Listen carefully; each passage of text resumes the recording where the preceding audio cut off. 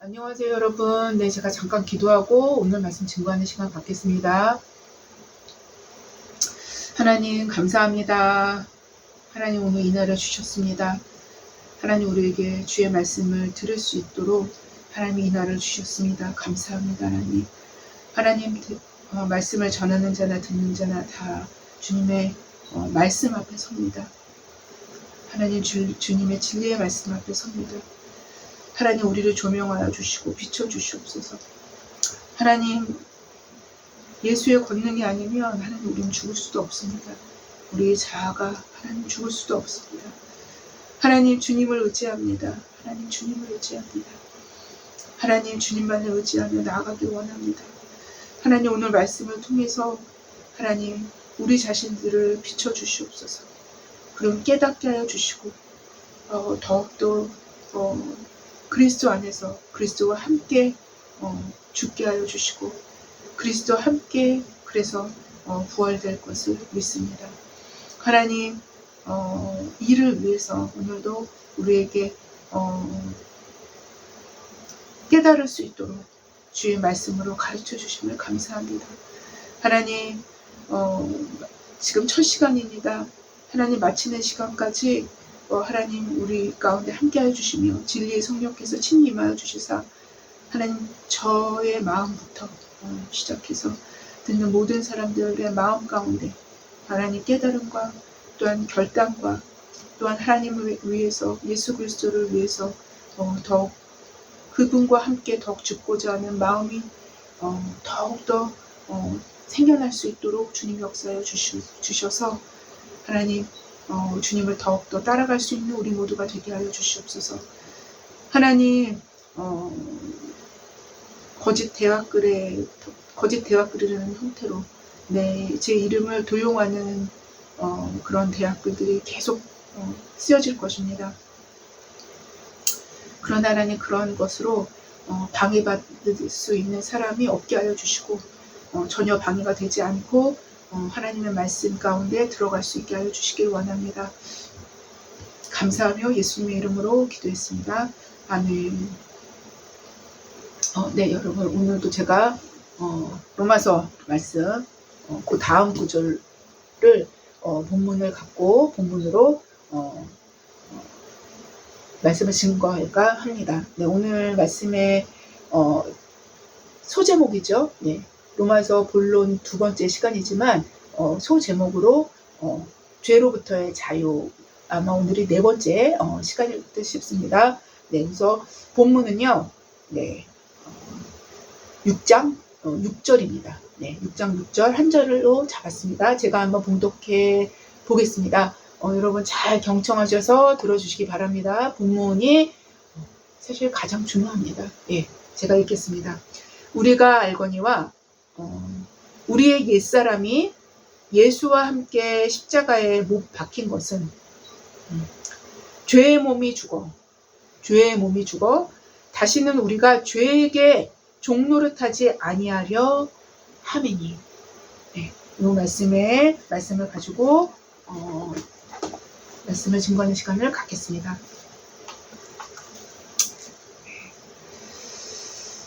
어떤 사람이 얘기합니다. 나는 히잡이나 나침판이나 지도의 좌표들의 노예가 되지 않겠다. 나는 자유의 바다를 여행할 것이다. 라고 하면서 대양을 항해하는 사람은 얼마나 어리석은가. 바다는 그 바보를 비웃을 것이며 그 사람의 항해는 짧은 항해가 될 것이다. 그는 나침판과 좌표와 별들, 그리고 그에게 방향을 가르쳐주고 닻을 내릴 때와 정박할 때와 항해를 끝내야 할 때를 알려주는 키잡이의 노예가 될 때에야, 그 키잡이의 노예가 될 때에야 비로소 자유롭다는 것을 깨닫게 될 것이다. 여러분, 이게 자유라는 것입니다. 여러분은 무엇이 자유라고 생각해 오셨습니까? 네. 여러분들은 자유를 무엇이라고 알고 있으며 생각해 오고 지금까지 있으십니까? 모든 인간은 자유를 원하고 자유에 대한 갈망을 갖고 있으나 사실상 자유에 대해서는 아주 잘 알지는 못합니다. 왜냐하면 정작 자유함을 느껴야 할 당사자가, 우리 당사자가 잘못된 방향이나 상황에서 자유함을 느끼는 시기에 변질된 자유함이 인간 내면을 장악하고 있기 때문인 것입니다. 인간 내면을 장악하고 있습니다. 이 말뜻은 인간 본성의 부패가 자유에까지, 그 자유를 누리는 그 감정에까지, 자유에까지도 분명한 영향력을 행사하고 있다라고 말씀드릴 수 있다는 것입니다. 바로 이런 이유에서 성경은 인간의 부패한 본성과 육성으로부터, 즉 이런 것들이 만들어내는 죄로부터의 자유를 참된 자유로 규명하고 있는 것이라고 말씀드릴 수 있어요.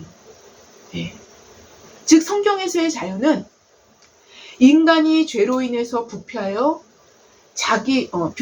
부패하여지기 전에 창조주로부터 부여받은 자유의지로의 회귀, 원래 본연의 자유의지입니다. 부패하기 전의 자유의지. 자유의지로의 회귀를 위해서 죄의 종노릇에서 벗어나는 자유를 의미한다고 볼 수 있습니다. 이것이 성경에서 의미하는 자유입니다. 이를 위해서 성경은 로마서는 오늘 우리에게 더 깊은 부분을 이제 말씀하시고 계십니다. 따라서 이 자유는 죄에 오염되어 있는, 그리고 그 가운데서 아무런 부딪힘이 없이, 그 오염된 상태가 이제 아무런 부딪힘이 없이 살아온 자들 입장에서는 오히려 걸맞는 옷을 입는 것과 같이 자유로 향하는 길이 아닌 억압과 통제로 느껴질 수 있다는 것입니다. 이것이 당연한 이유는 죄에 훨씬 익숙해져 있기 때문이며, 인간의 육신은 오히려 죄에 더 편안함을 느끼는 상태가 계속 유지되어 온 것입니다. 그 죄에서 편안함을 느끼는 거예요. 바로 인간의 본성의 부패는 자유라는 것에 대한 그리고 감각 자체를 왜곡시킨 것입니다. 누가요? 인간의 본성의 부패가. 사실상 이러한 인간 실존의 문제 앞에서, 이건 인간 실존의 문제 앞입니다.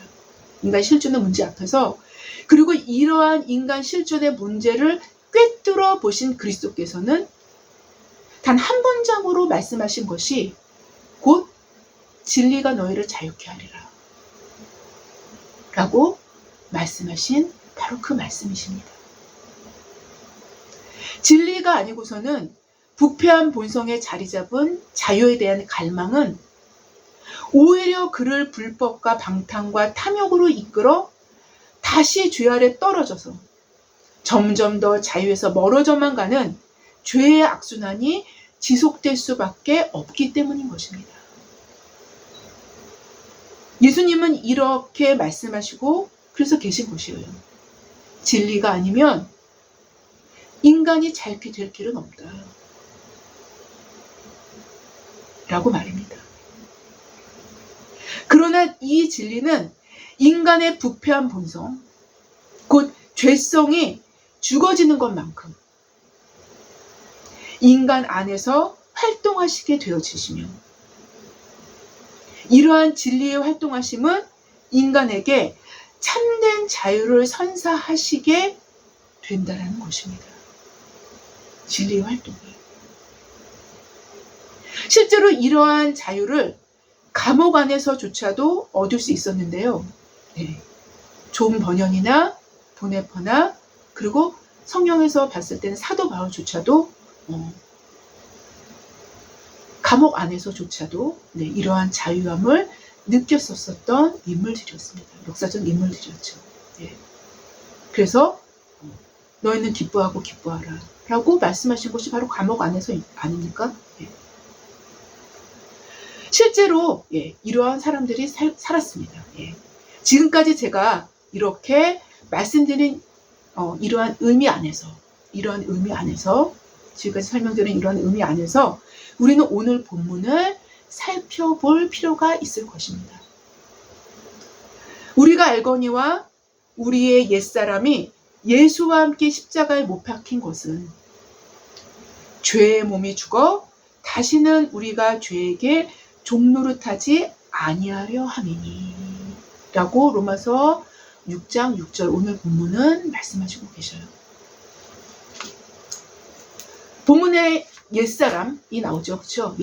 옛사람은 로마서 본문의 흐름으로 설명을 드린다면요. 인류의 대표 중 아담의 타락한 본성을 그대로 이어받은, 그러니까 거듭나기 전이죠. 이어받은 거듭나지 않은 자아를 의미합니다. 이런 자아를 의미해요. 조금 더 우리의 내면적 현실에 입각해서 제가 다시 설명을 드린다면요. 성령, 곧 진리의 영의 제재를 받지 않는 진리의 성령님은요. 진리로 우리를 제재하셔요. 우리 내면에서. 여러분, 현실입니다. 우리의 내면의 현실을 얘기하는 거예요. 진리의 영의 제재를 받지 않는, 그의 다스리심에 순종하지 않는 자아로 자신 스스로가 자신을 다스리기에 자신을 왕으로 삼고 있는 자아를 말합니다. 이런 사람들은요, 실제로는 자기 자신이 왕인 거예요. 성령의 제재를 받지 않으면. 실제로는 그렇습니다.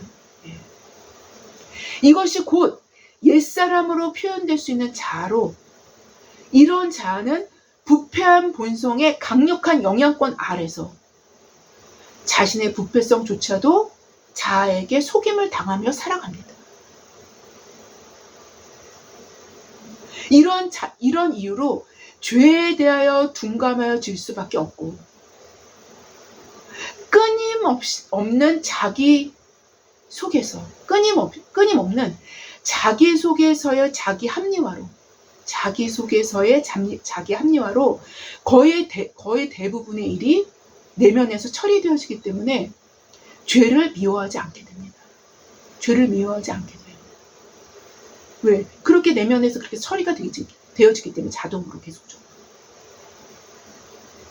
바로 이러한 옛사람이 예수와 함께 십자가에 못 박히게 된다면 나타나는 첫 번째 현상은요. 내면의 죄를 보게 되고 직면하게 됩니다.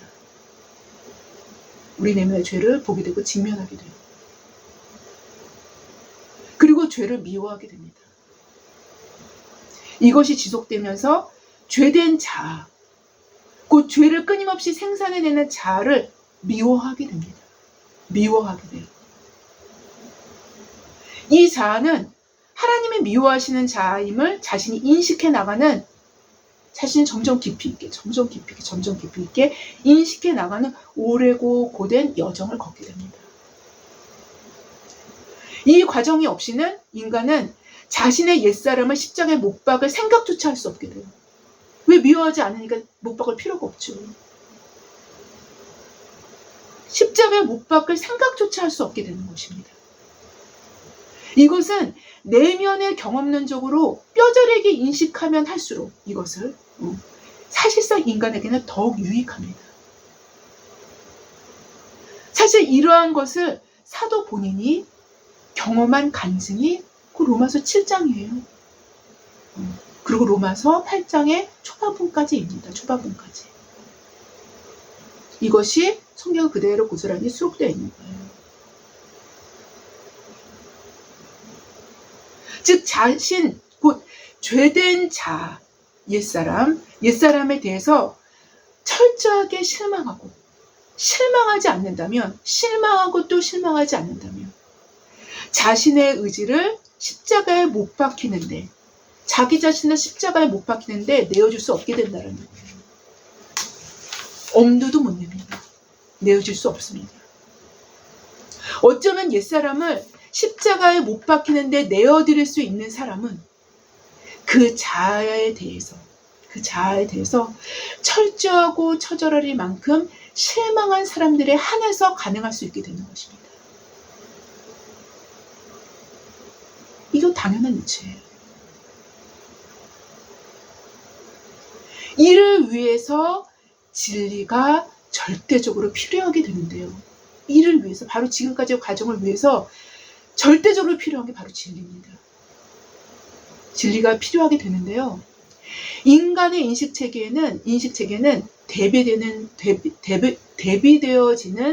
대비되어질 때, 무언가와 대비되어질 때, 혹은 무언가와 비교되어질 때 더욱 분명하고 선명하게 인식할 수 있는 인식체계가 바로 인간의 인식체계입니다.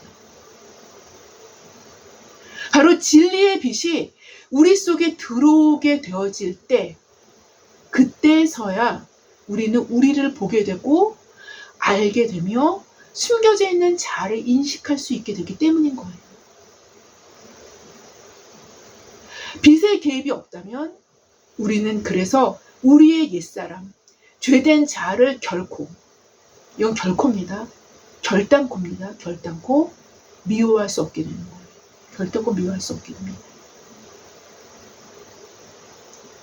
또한 미워할 수 있을 때 바로 그때서야 못을 박을 수 있는 것이기도 합니다. 그때서야 못을 박을 수 있는 것이기도 해요. 못을 한 번 박는 게 아닙니다. 끊임없이 박아나가는 거예요. 끊임없이. 다 박았다고 생각하는데요. 네, 또 있어요. 다 박았다고 생각하는데 또 있습니다.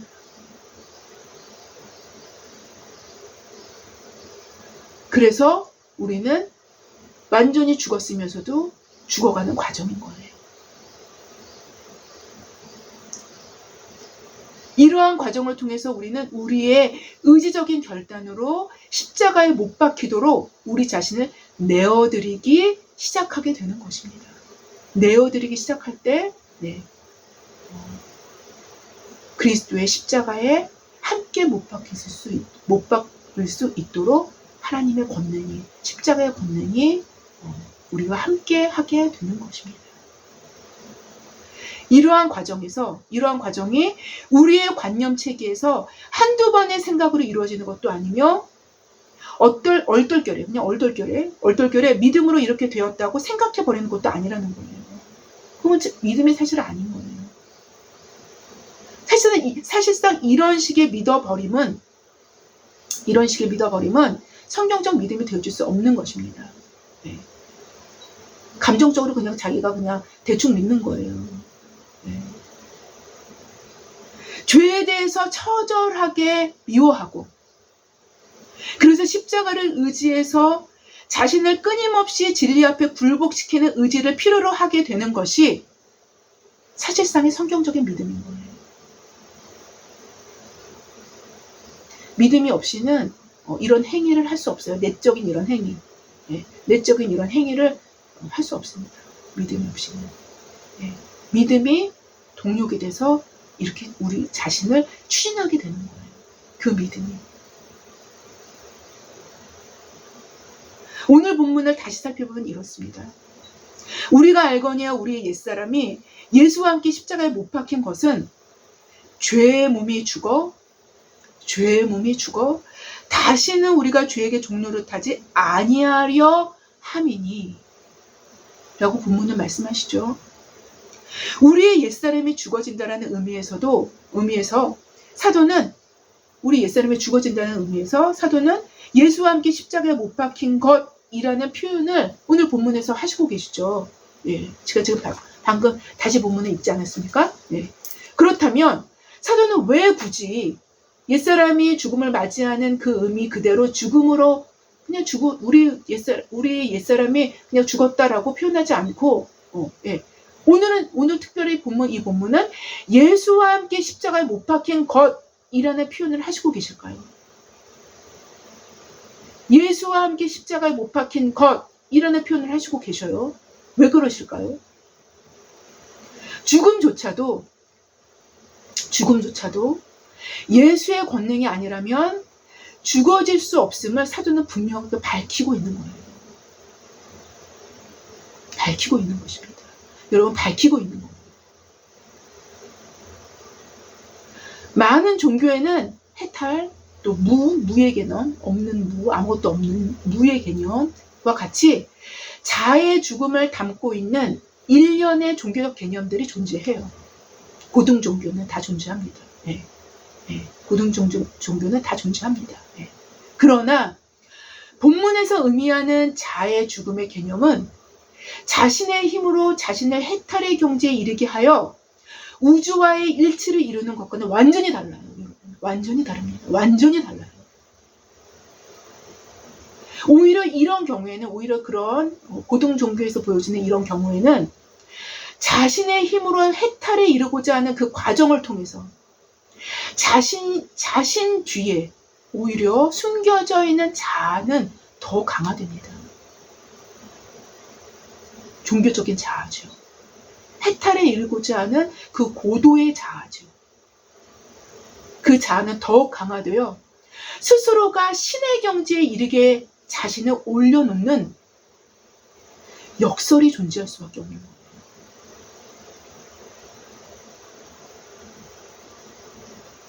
즉 결국 스스로의 힘으로 죄된 자아를 죽일 수 없다라는 것이 인간의 현실적인 현주소라는 것이 분명해요. 분명합니다. 너무나 분명해요. 다시 인간은 다시 신이 되는 거예요. 그런 식으로 해서. 그럼 더 고도의 자아가 완성되는 것입니다. 그래서 단지 그것들은 그 자아의 형태만 변형될 뿐이에요. 자아의 형태만 더 고도로 변형될 뿐인 것입니다. 그러나 오늘 본문에서 사도는 예수와 함께 십자가에 못 박힌 것이라는 표현으로 표현해냅니다. 예수와 함께 십자가에 못 박힌 것.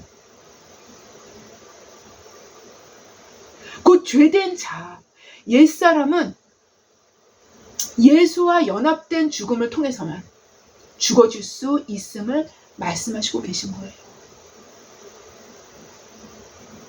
이것이 로마서 6장에 접어들면서 그의 죽으심과 합하여 세례를 받음으로 표현하신 바로 그 의미인 거예요. 그리고 그의 죽으심과 같은 모양으로 연합한 자라고 표현하신 바로 그 의미인 것입니다. 여러분, 성경이 기가 막힙니다. 인간의 죄된 자아는 인간 본성 뿌리 깊이 잠식하여 내재되었기 때문에 결단코 인간 스스로 죄된 자아를 죽일 수 없다는 것이 성경적 증언이에요.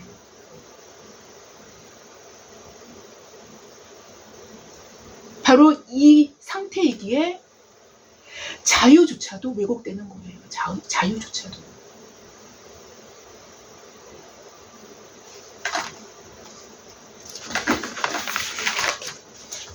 다시 말씀드린다면 예수의 권능이 아니라면 죄된 자아의 죽음조차도 인간에게는 불가능한 것임은 분명합니다. 우리 안에서의 진리의 활동은 죄된 자아를 보여주시며, 죄된 자아를 먼저 이제 보여주시며 이것을 하나님께서 얼마나 미워하시는지를 알게 하셔요. 알게 하십니다. 보여주시고 그 다음에 알게 하셔요. 네. 그리고 이로 인하여 죄된 자아를 미워하게 하시는 활동을 하십니다. 그런 활동을 누가 하셔요? 진리가 하셔요. 진리가. 왜냐하면 죄된 자아는 진리와 완전히 대치되기 때문에. 완전히 대치돼요. 완전히 대치되기 때문에 이 일을 행하시는 거예요. 그리고 자신의 의지로 예수와 함께 십자가에 못 박히는 일들을 자신을 내어드리는 일이죠.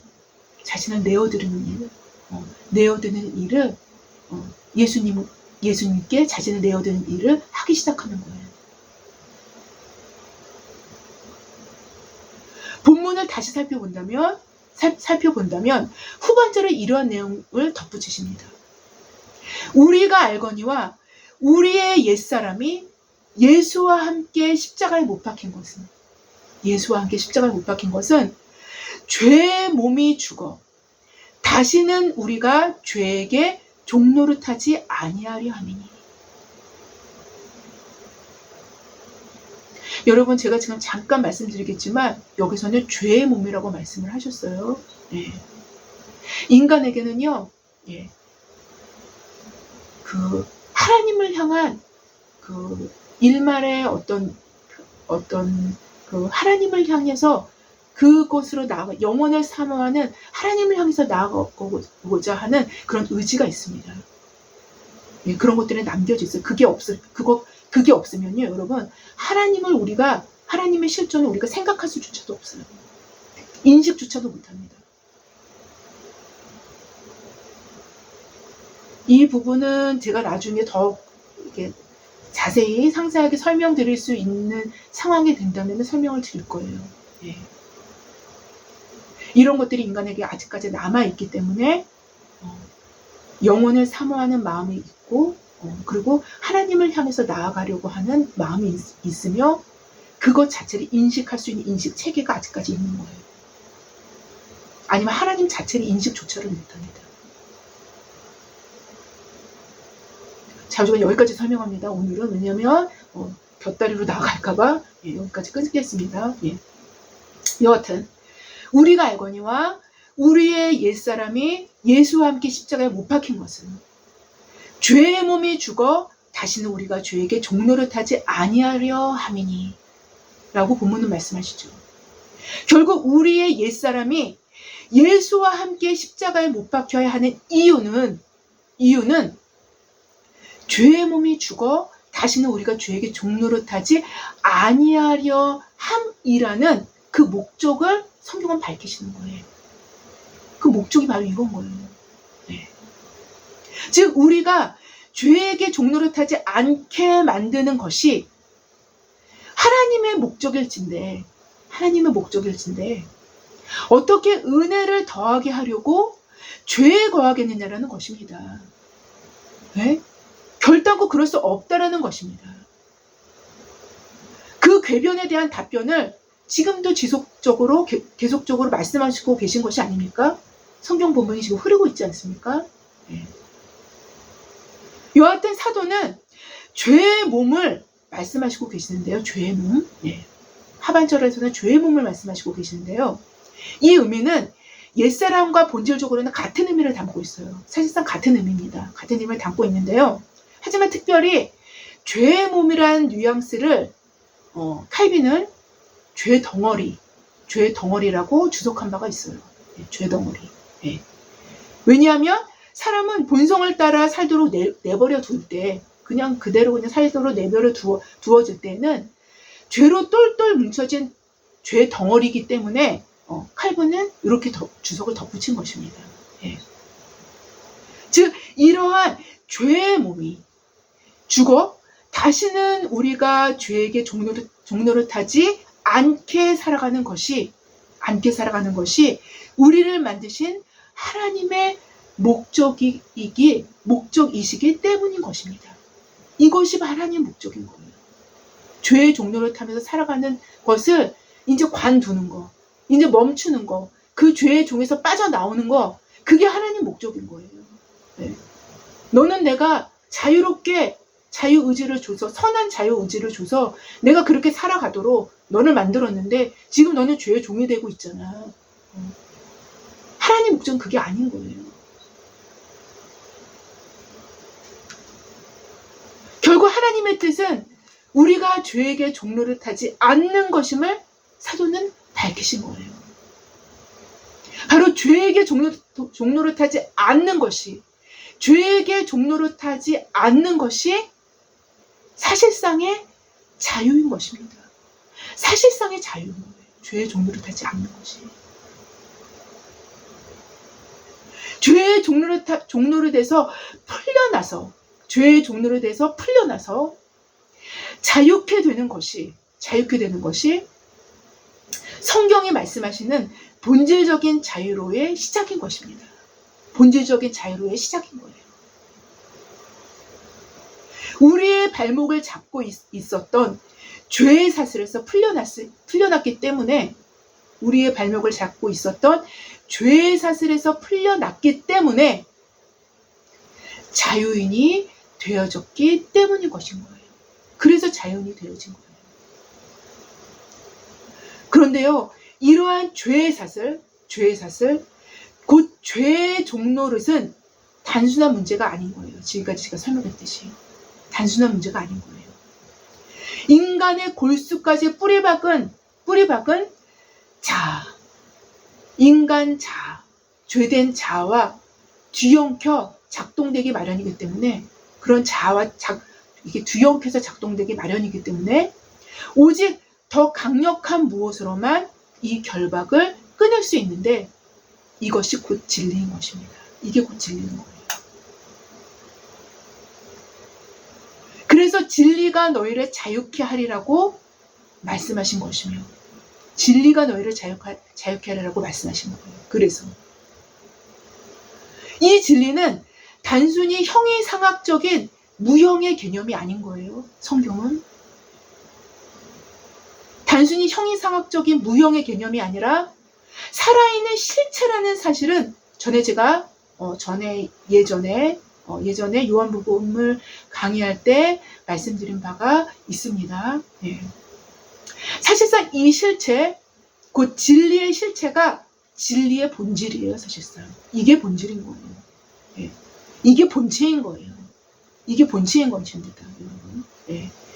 진리의 본질이라면, 이 진리가, 성경에서 말씀하신 이 진리가 진리의 실체고 진리의 본질이라면, 인간 사회의 일반적인 개념에서의 진리의 이 진리는 이 본질의 그림자를 담고 있는 거예요. 예, 이건 정확해요. 이건 정확합니다, 여러분. 이 본질의 그림자를 담고 있어요. 이 실체의 부분의 특성과 어떤 부분적인 특성과 사항들을 담아내고 있는 것이 일반적인 진리의 개념이라고 할 수 있는 거예요. 여러분, 이건 정확히 맞아요. 그래서 일반적인 사람들은 진리라고 그러면요, 어떤 살아있는 실체라고 생각을 안 하는 거예요. 예. 이러한 일반적인 개념에서의 진리는 그림자이기 때문에 인간을 자유케 할 수 있는 약간 역부족인 거예요. 없는 거예요. 예. 인간을 자유케 할 수 있기로는 역부족인 것입니다. 예. 단지 진리를 향한 인식의 틀을 준비시켜요. 인간이 진리를 향한 인식의 틀을 제공하는 거예요. 교육을 통해서. 예. 어떤 지성적인, 어떤 인지론적인. 예. 오직 진리가 너희를 자유케 하리라 라는 말씀은 진리의 실체되는 그리스도와 그의 영이신 진리의 영, 성령의 실제적인 활동을 통해서만 가능한 거예요. 진리가 너희를 자유케 하리라는 이 말씀은 바로 이 진리를 얘기하는 거예요. 바로 이 진리를 통해서 자유케 되는 것입니다. 인간은. 예수께서 진리가 되시기 때문에, 그래서 우리의 길이 되어줄 수밖에 없는 것이에요. 예수께서 진리가 되어주시기 때문에 우리의 길이 되어줄 수밖에 없는 거예요. 여러분, 이해되시죠? 그래서 또 생명이 되어줄 수밖에 없는 거예요. 이분은. 길과 진리와 생명은 사실상 하나예요. 여러분, 잘 묵상해 보십시오. 길과 진리와 생명은 사실상 하나예요. 하나이며 상황적으로 다르게 표현된 거예요. 상황적으로 그 상황에 맞는, 상황으로 맞는 개념으로 표현된 것이 각각인 거예요. 상황적으로 다르게 표현될 수 있을 뿐이지 동일한 형상을 담고 있을 수밖에 없다라는 것입니다. 또 그렇기 때문에 그렇기 때문에 길과 진리와 생명은 예수 그리스도 한 분인 거예요. 한 분인 거예요. 여러분, 예수님 자신을 향해서 나는 길과 진리와 생명이니 라고 말씀하셨어요. 네. 이렇게 길과 진리와 생명이라는 이 하나의 조합 있잖아요. 이게 정말 너무나 진리입니다. 이거 자체가. 이렇게 세 가지를 하나로 조합하신 게 이게 진짜 너무 진리예요.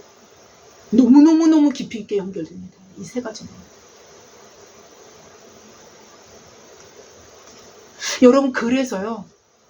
진짜 자유는 인간에게 바른 길을 제시하며, 진짜 자유는요. 인간에게 바른 길을 제시합니다. 그 바른 길은 결국에는 생명의 길로 연결될 수밖에 없죠. 그게 길이 바르니까. 생명의 길로 연결됩니다. 그리고 이런 진짜 자유는 진리를 통해서만 얻어집니다. 진리를 통해서만 얻어져요. 나치판과 좌표들과 별들은 우리를 위협하는 험난한 바다에서 바른 길을 제시해주며 그로 인해서 생명을 얻게 되어지는 것입니다. 여기에 곧 진정한 자유가 있는 것이기도 합니다. 여기에 곧 진정한 자유가 있는 거예요. 항해를 나설 때 나침판과 좌표들과 별들의 움직임을 관찰하는 것은 우리의 자유스러운 항해를 빼앗아가는 제재물이나 억압하는 수칙사항이 될 수 없다라는 거예요. 그래서 이거를 우리를 억압하는 제재물이나 억압하는 수칙사항으로 머리가 그렇게 돌아간다면요, 그게 바로 죄된 자아에서 나오는 거예요.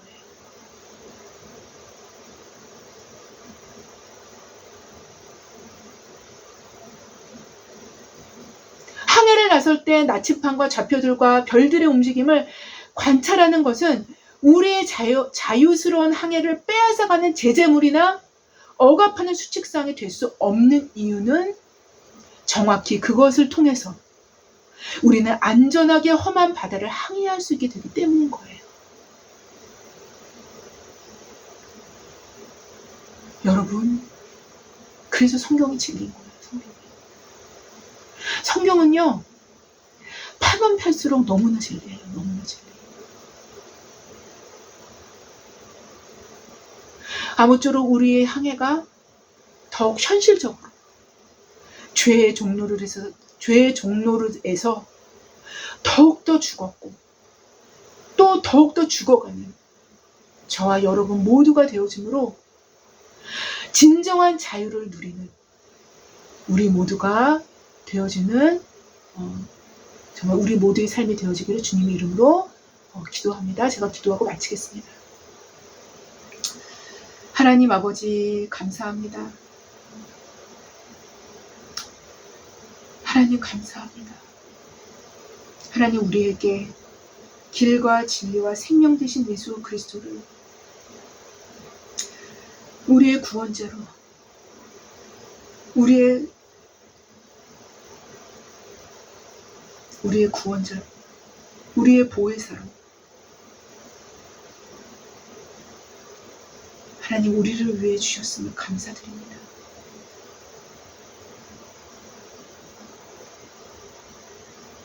결국에 종국적으로 가장 크게 감사할 것은 그거 하나입니다.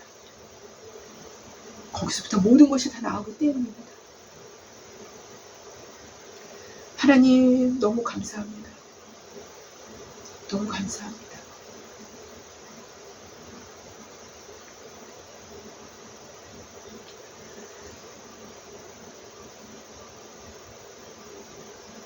우리가 이러한 길과 진리의 생명 대신 하나님을 따라갈 수 있도록 하나님 우리의 눈을 밝히사 우리의 항해가 키자비를 온전히 붙여차 따라갈 수 있는 그런 우리 모두가 될 수 있도록 주님 역사하여 주시옵소서. 감사하며 예수님의 이름으로 기도했습니다. 아멘. 감사합니다.